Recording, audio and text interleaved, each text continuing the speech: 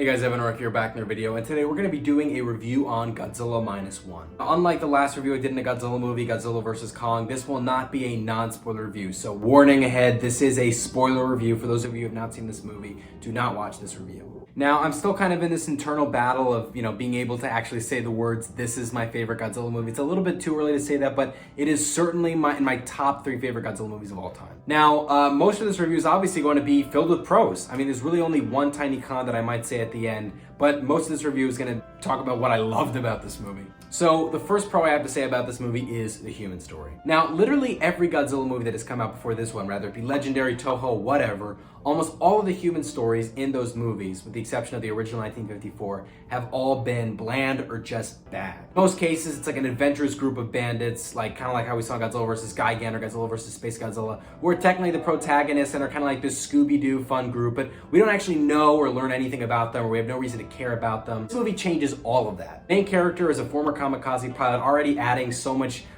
uniqueness to his character by being a person who was technically supposed to die but survived. He meets this woman whose parents were killed in the US air raids against Tokyo, and even though they're not lovers in the beginning, they do technically live together for a majority of the years following World War II. Now, Godzilla is teased in the beginning, but he's almost like a Godzillasaurus, which I find really cool because it's like we only got one adaptation of Godzillasaurus. Now we get to see what he looks like modernized. Former kamikaze pilot is pretty much too afraid to kill Godzilla on this island where he shows up, and because of his ignorance and not being able to kill Godzilla and not having the bravery to do it, all of his fellow comrades die. So he's already dealt with this guilt. He's already dealt with this unique background story that makes us care about the character. No other Godzilla movie has cared enough to do this. It's not that they can't pull something like that off with their main characters. They just choose not to. They've mostly chosen in the past to make it about the monsters. So we have that as the main pro. Now time to get into the general pros. Cinematography was amazing. CGI for having a $15 million budget, and I said this even just by looking at the trailer when I reacted to it a few months ago. They were able to make the film so great with the budget money that they had. You had that, you had the dialogue, you had the interrelationships that the characters have with each other,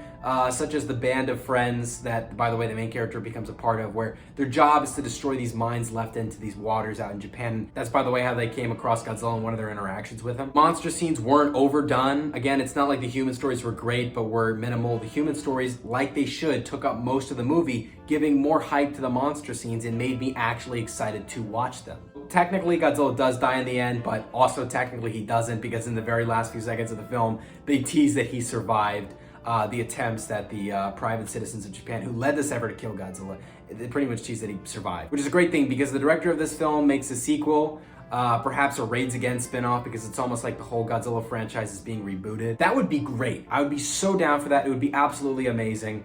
Because look, if they did this movie really well, I highly, highly doubt that they can screw up the next one. This hit all the check marks, and that one con that I was going to say, which is sort of a nitpick, is that the characters are a little over dramatic in their acting performances. Don't get me wrong, I loved all the actors, I love the characters, I think all that was great. But as you see in a lot of these movies, especially, directed by Japanese directors, and of course you have the Japanese actors, they really put so much emphasis on their emotion. It's to the point where it can get a little silly. So the main character has many scenes where he cries or gets emotional, and he did half of them, I'd say, pretty well. And then the other half was a little bit corny about the way he went about crying or the way he went about getting mad. That being said, I'm gonna rate this movie a 9.5 out of 10. I honestly think if I watch it a second time, and I will, that this movie will probably, I'm just gonna now say 10 out of 10 or 9.8 out of 10. It was great. And it is a movie, by the way, I can just say comfortably now, not only should Godzilla fans watch it, it's a movie for everybody. You don't know, this movie could make you a Godzilla fan, and if not, you'll still, I think, go out of this movie theater thinking, damn, that was a really good movie. And of course, as I'm watching this movie, the Godzilla x Kong New Empire trailer comes out,